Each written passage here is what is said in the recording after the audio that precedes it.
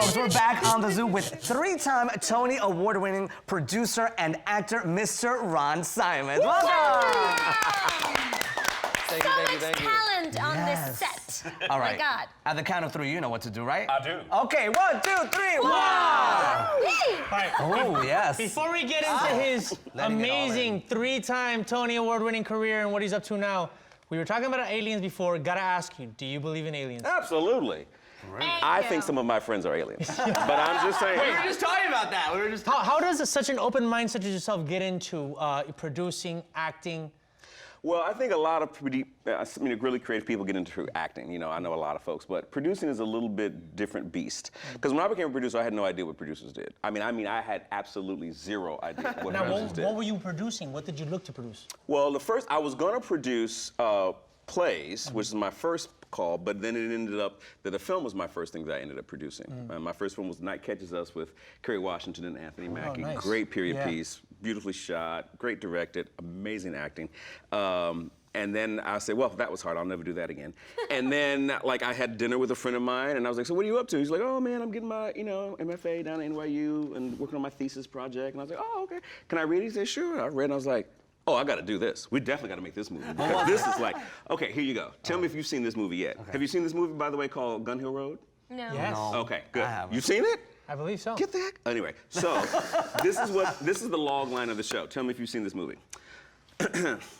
A Puerto Rican dad comes home from prison to a Dominican wife who's philandering and having an affair, and a teenage son who's transgendering. Nice. Have you seen that movie Wait, yet? is that Isan Morales? That's Isan Morales. Yeah, I saw that movie. You threw me off because I wasn't sure it was the right one, and then you're like, oh, he hasn't seen it, but I did. You did. I'm impressed. I'm impressed. I want to go see it. It sounds You good. got It's a great movie. Culture on the left, East folks. Side kills it. Okay. Judy Reyes kills it. Yes. And the leading lady was nominated for all kind of awards. Wow. Yeah, she was actually the first transgender. The interesting thing about that movie is that while we were filming it, the boy who came and was playing the son was going through the process of transgendering as we were filming. Wow. So when he came to set at the beginning, he was a boy, and by the time we finished, he had transformed. He was a girl. That's incredible. Wow. He came to the opening, the premiere at Sundance, and he was his full self. So, amazing. doing the film for him was probably something that helped him in the process? I think it was cathartic. I really do. I think that was part of his growth and his, I don't think he had necessarily planned that was the timing, but because we were very supportive, that was the story that we were telling. So I think he felt like this was a safe place to be who he or she needed to be, and that's what she is now. Awesome. Ron, I can sense your passion, like really by sitting next to you and hearing you talk about this and the industry and all these things. How was it transition from being like a technological boy? Oh, yeah. Microsoft and IBM and all this totally different world to transition into this one. What was that jump like, and how did it happen? Well, I got to tell you, the seed was actually planted years before, because when I came out of college, because in college I studied both theater arts and computer science, right? Yeah, well, you were a nerd. And so I was look, I am a very big nerd. Shh. Okay. But you're like a cool nerd. I'm a cool nerd. I don't even think of this too. Really But anyway, so the seed was planted really early on, right? Because when I went to college, I studied both of those left brain, right brain things. And then when I was graduating, I was like, well, I'm the first person in my family, black folks. I'm from Detroit. I'm from the hood. So, nice. Like, from my neighborhood, kids, it's hard for them to get out of the city, the inner city. Right. So anyway, I was the first kid in my family to graduate from college, the first person to have a white collar type of job, blah, blah, blah. So when I came out, I was applying to all these jobs at Hewlett Packard and, technology companies, and I applied to the Yale School of Drama, but I didn't finish the application, right? Okay. So I was like, well, there's no way I'm gonna get into the Yale School of Drama anyway, because it's, it's the Yale School of Drama. Plus, my mom had me at an older age, my grandparents were elderly, I had to be a breadwinner, blah, blah, blah, blah, blah, blah, blah. So I took the job at HP, right? So I take the job. The next week, I get a call. Hello? Is this Ron Simons? Yes, it is. Hi, Ron, this is Kathleen, blah, blah, blah, blah. I'm the director of admissions at the Yale School of Drama. And I was like, oh. Did you even audition or anything for I that? hadn't auditioned. Okay. No. I was like, oh, hello. I hadn't finished the application, mind you. Hello. Hi, listen.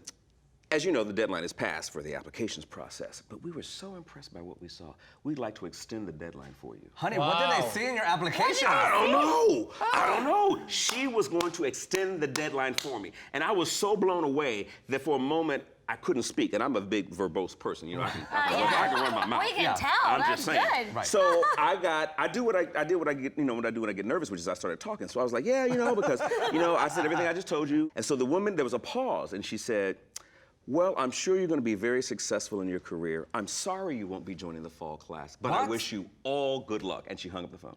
Wait. Because did you say too much? I don't know what all I can tell you is that I told my life story and however long it took me. That's all I know. Because I was thinking one thing and I was talking something different. So all I can tell you was the broad brushstrokes of what I said. Well, look, I should have been. I should have been there for you to help you out because I would have put you back in track like I'm gonna do right now. Yeah. We only have about a minute left. I want to find out about your latest project. Tell us about that was an amazing story, by the way.